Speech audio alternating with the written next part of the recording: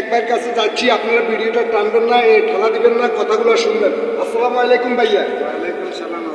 এখন আমাদের হাতিয়াতে আপনার অনেকজন প্রার্থী আছে, আপনি কাকে ভোট দিবেন ভাইয়া?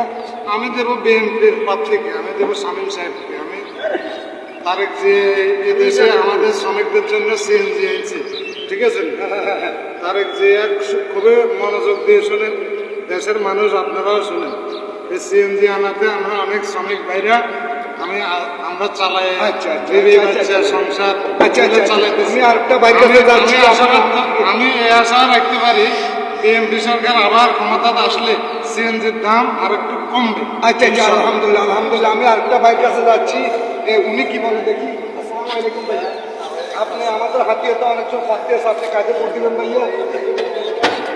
শামীম ভাইকে। আলহামদুলিল্লাহ, উনিও শামীম ভাইকে ভোট দিবে। শামীম ভাই টাকা পয়সা দিচ্ছে নাকি? শামীম ভাইকে দিবেন। আমি আরেকটা ভাইয়ের কাছে যাচ্ছি, আপনার ভিডিওটা দেখা দিবেন। আসসালামু আলাইকুম। ওয়ালাইকুম সালাম। কাকে ভোট দিবেন ভাইয়া? ধানের শীষ না? ধানের শীষকে ভোট দিবেন। আচ্ছা ভাইয়া, খুব সুন্দর কথা বলেন। ধানের শীষকে কেন ভোট দিবেন?